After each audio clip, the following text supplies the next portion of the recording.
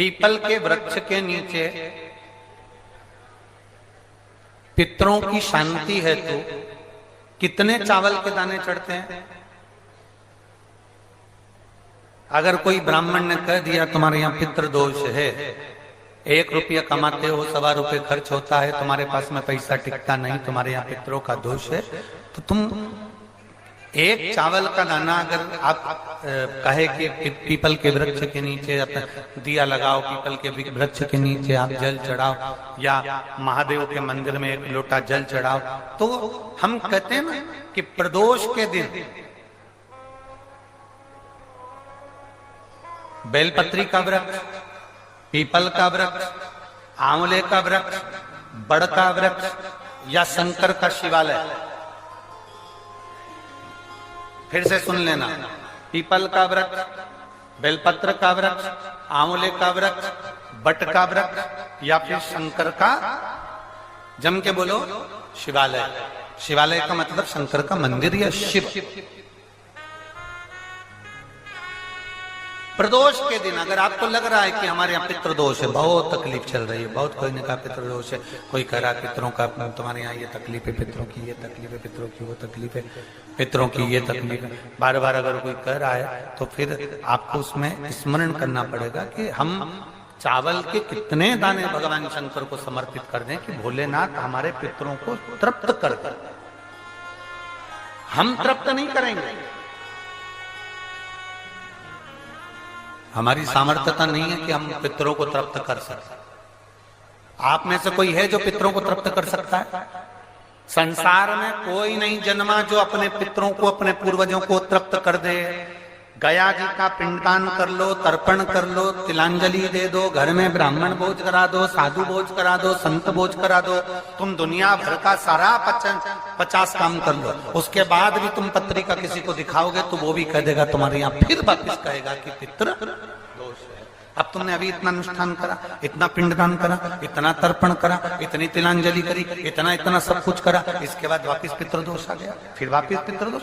क्यों?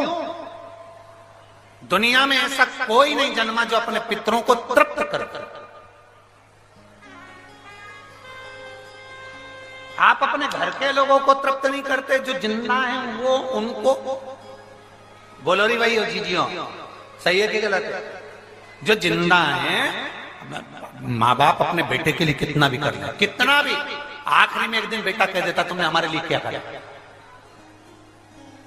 बहू के लिए कितना कर लो, आखिरी में बहू कह देगी वो तो जेठानी को ज्यादा करती है, देवरानी को ज्यादा करती है, हमको करती है, अपनी ननद को ज्यादा करती है, बेटी को ज्यादा करती है, बेटी को लगता है कि बहू को ज्यादा करती है,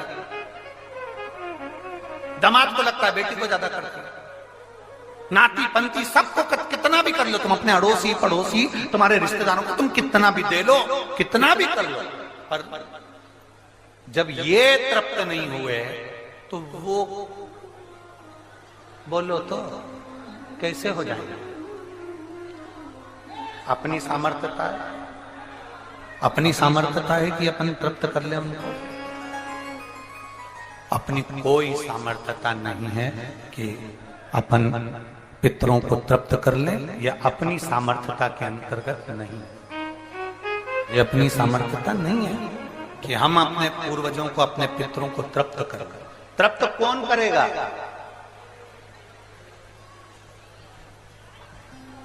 जिनकी शरण में पितृ है। वास्तु के देवता भगवान शंकर, काल सर्प दोष के देवता भगवान शंकर, जितने दोष होते हैं पितृ दोष के देवता भगवान शंकर, तो हम तृप्त नहीं कर सकते। अगर इनको तृप्त करेंगे तो देव अधिदेव महादेव करेंगे। आप 7 चावल के दाने, या तो पीपल, बेलपत्र,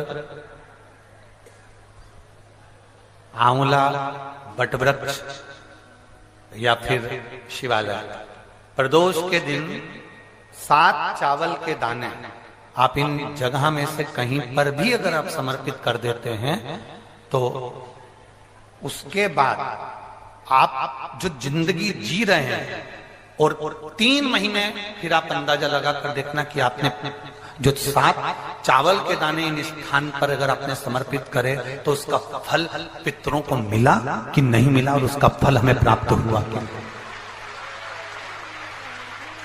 ये वो स्थान है जहां प्रदोष के दिन 7 अक्षत चावल का दाना भी हमारे पितरों को, पूर्वजों को तृप्त कर देता है। कौन कौन सा स्थान वापिस बोलेंगे सभी लोग? पहला पीपल, दूसरा बेलपत्र, तीसरा आंवला, चौथा बटवृक्ष और 5वां शिवालय, शंकर भगवान का स्थान। अब इसको समझना आपके ऊपर निर्भर है।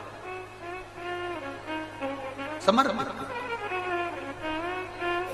कभी मौका लग जाए, सारी दुनिया के लोग तुमसे कह रहे हैं तेरे घर में पितृदोष है, 1 रुपए कमाते हो 1.25 रुपए खर्च होता है, मानसिक टेंशन बना रहता है। घर में एक व्यक्ति बीमार है, ठीक हुआ, दूसरा बीमार पड़ गया, दूसरा ठीक हुआ, तीसरा बीमार पड़ गया, तीसरा ठीक हुआ, चौथा बीमार पड़ गया। मतलब कहीं ना कहीं पितृ का भाव, पितृदोष का बढ़ रहा है। किसी ने कहा तुमसे कि तेरे यहाँ पितृदोष है, तूने ब्राह्मण को भोजन करा दिया, पिंडदान करा दिया, तर्पण करा दिया, तिलांजलि करा दी, गया जी का श्राद्ध कर दिया, हरिद्वार चली गई, वहां पिंडदान करवा दिया, ब्राह्मण भोज करवा दिया, तिथि पर भोजन करवा दिया, सब कुछ करवा के देते। अब एक काम और करके दे, एक काम और करके देख लो।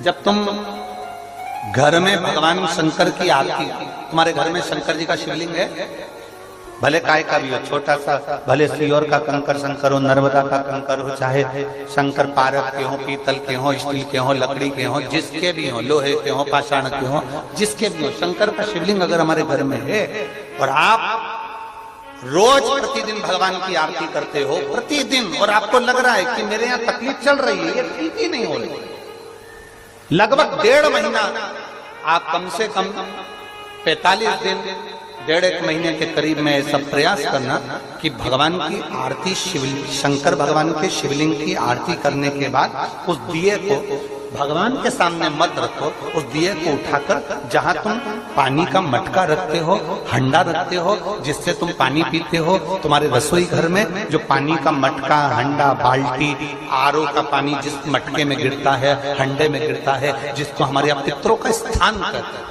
उस स्थान पर, उस मटके के पास में, हंडे के पास में, उस बाल्टी के पास में, जहां रसोई घर में पानी रखते हो, उस रसोई घर में पानी जहां रखते हो, उसके पास में उस दिए को भगवान के सामने नहीं रखना। आरती उतारने के बाद उस दिए को ले जाके सीधे परिंडे के पास में, उस हंडे के पास में, मटके के पास में उसको रखो। केवल 1.5 महीना कर देखना। 1.5 महीने के बाद तुम्हें मालूम पड़ेगा कि हम वापिस उन्नति की सीढ़ी पर चढ़ना प्रारंभ करती है, हमें फल मिलना चाहिए। अब तुम्हें ना कहीं जाना है, ना कहीं आना है, ना कोई खर्चा है। खर्चा है क्या? ईमानदारी से बोलो, कोई तुम्हारा लाखों का रुपया लग गया क्या? रोज आरती करते हो रोज आरती। बस आरती का नियम बना लो कि हमको पितृदोष किसी ने बोला है, हमारे घर में अशांति है, पितृदोष है, कोई कह रहा है कि तुम्हारे घर में पितृदोष है, हमने सब कुछ करके देख लिया। अब हमें यह करना है कि महादेव की आरती जब होती है तो उसकी ज्योत का दर्शन करने पर 1000 कपिला गाय के दान का पुण्य मिलता है। तो ये पुण्य हम हमारे पितरों को देते हैं, जिससे उनकी मुक्ति हो जाए और हमें आशीर्वाद प्राप्त। उस दिए को नीचे नहीं रखना, आरती उतारने के बाद आरती पूरी हो जाए तब उस दिए को ले जाकर, जब आप ले जाकर उसको रखें तब उस स्थान पर रखें जहां पितरों का स्थान, जहां पितरों का स्थान।